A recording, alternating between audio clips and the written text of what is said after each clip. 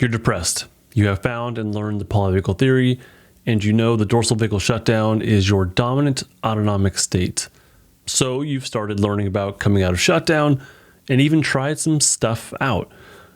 But nothing's changing. You're desperate, frustrated, maybe pissed off. My name's Justin Sunseri. I'm a therapist, a coach, and the creator of the Polyvagal Trauma Relief System. Welcome to Stuck Not Broken, where I teach you how to live with more calm, confidence, and connection without psychobabble or woo-woo. And in this episode, I'll be discussing what you're doing wrong and why you're still stuck in shutdown. 2 disclaimers. Number 1, this podcast is not therapy, nor is it intended to be a replacement for therapy.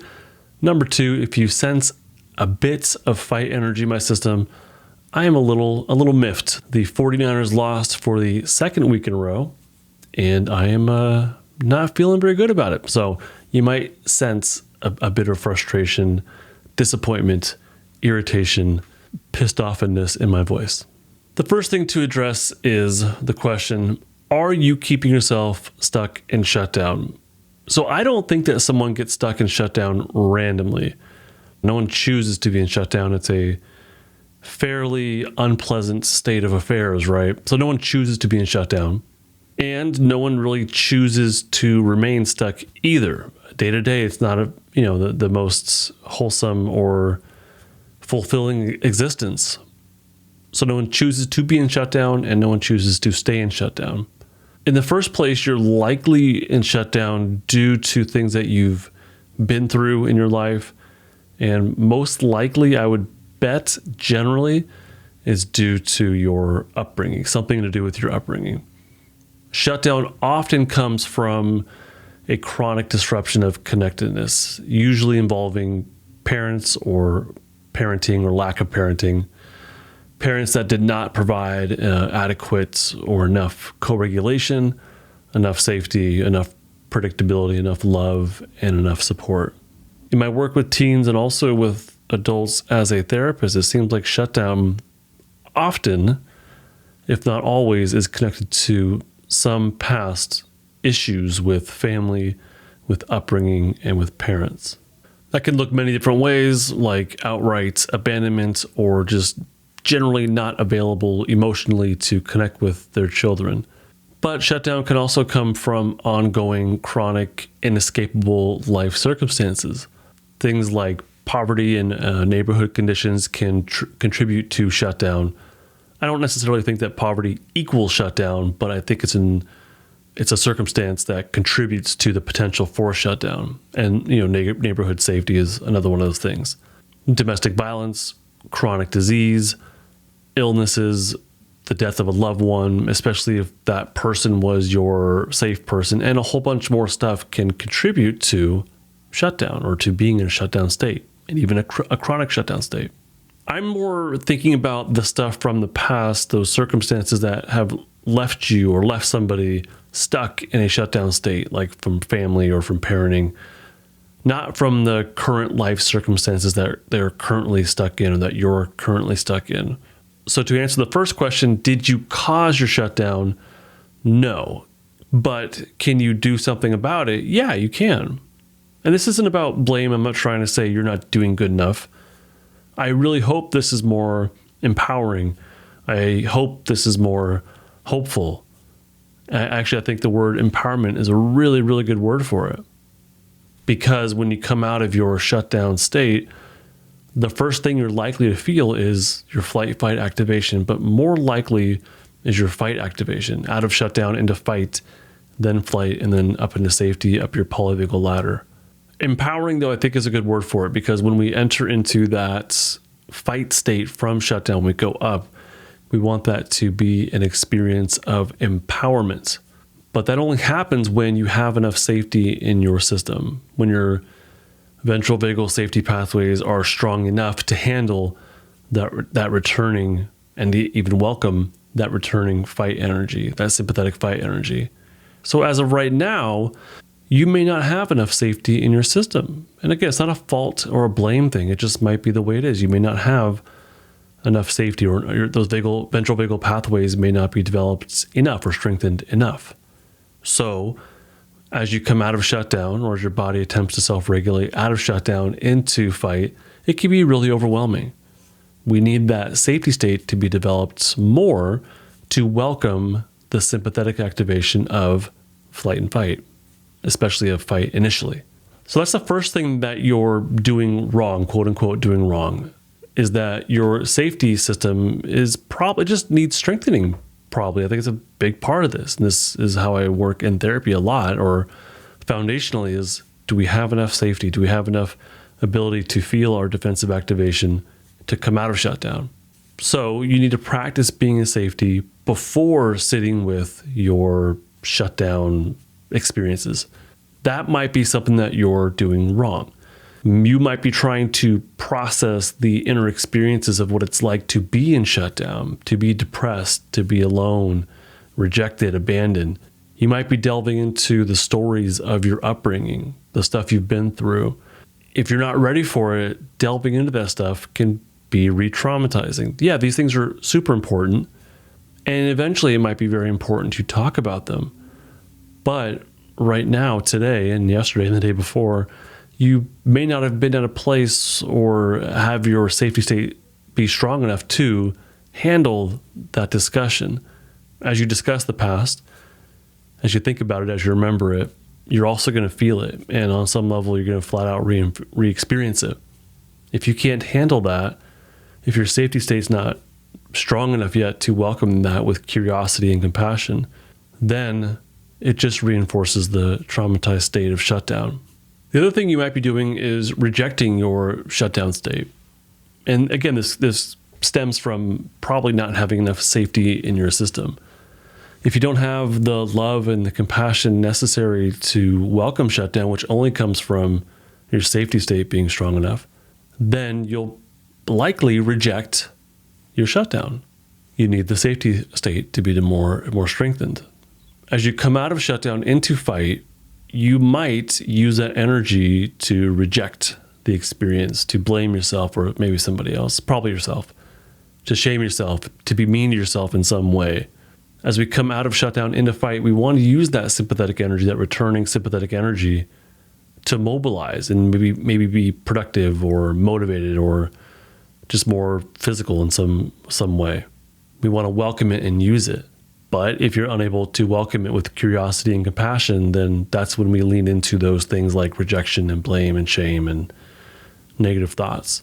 So instead of judging yourself for what you have not accomplished in life, like maybe you've done that today or will do that today, like I didn't do enough, I didn't do good enough at work, I wasn't a good enough spouse, parent, instead of focusing on that and continually blaming yourself, maybe focus on the small things that you can do from shutdown.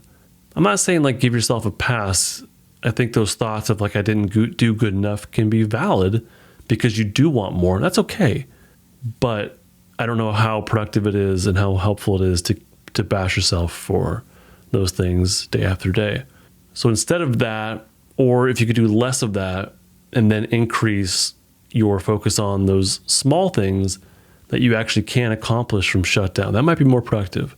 Maybe there are small, achievable things that you can do every day. Maybe there's small changes that you can do in your routine that might involve a bit more mindfulness. Something like starting off your mornings with more slow and more quiet. Maybe focusing on the external world, the external environment, connecting to it through your senses every morning. Listening for safety inside of yourself.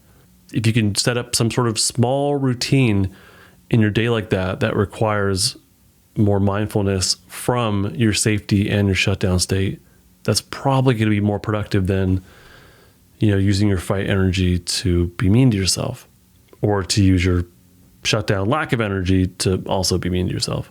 The other thing you might be doing is using behavioral adaptations instead of feeling your shutdown. Again, and from shutdown, we need to eventually feel it from safety to allow shutdown and then to emerge out of it. From shutdown, you might be oversleeping. That's kind of a behavioral adaptation. You don't have much energy in shutdown, so it makes sense, but it's also not mindfully experiencing shutdown because, you're asleep.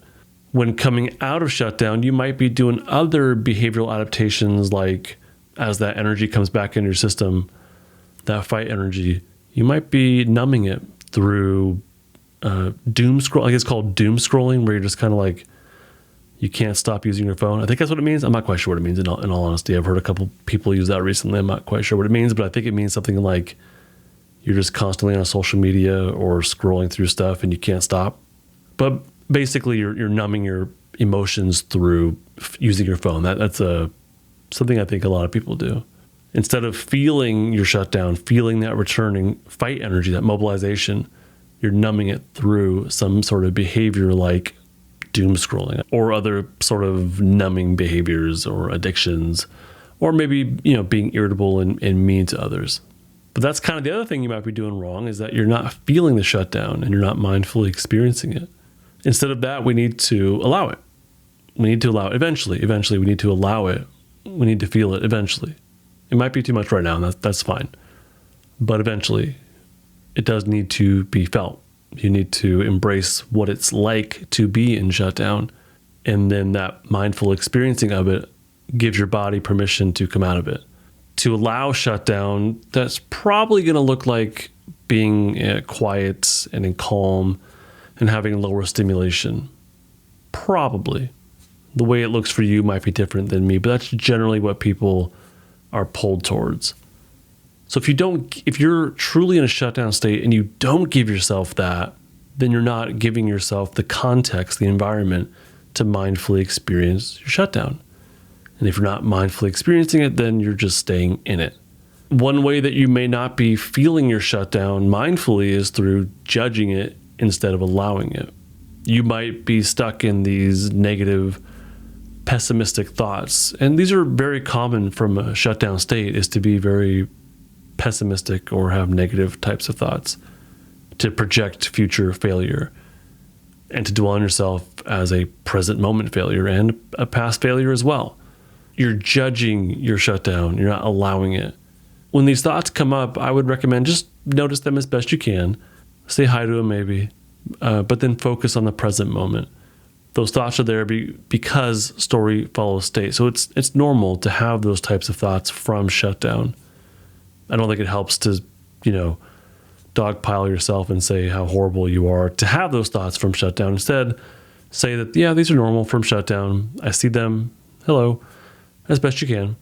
And then focus on the external environment and try to reconnect with the external environment, because the internal might be too much or too numb. So connecting with the external environment might be more approachable.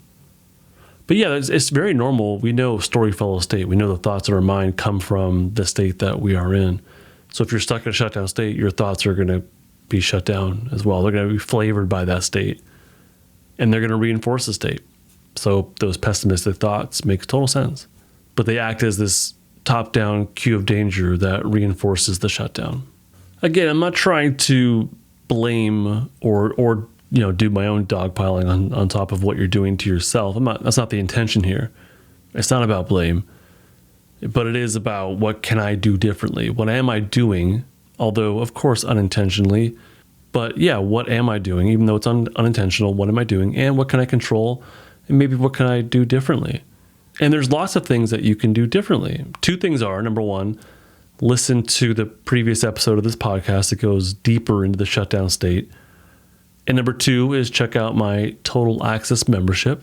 You know that being stuck shows up in many different ways, and from the shutdown state, it can present itself in many different ways as well. Loneliness, depression, dissociation, isolation, and more.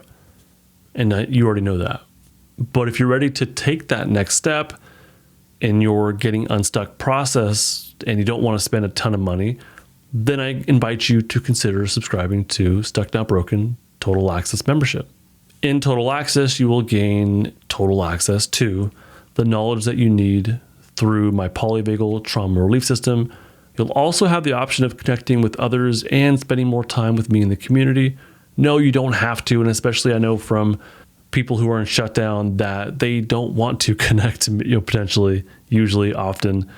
And the idea of connecting with other people, even in an online community, is too much for them. So no, you don't have to, but you can if you want to.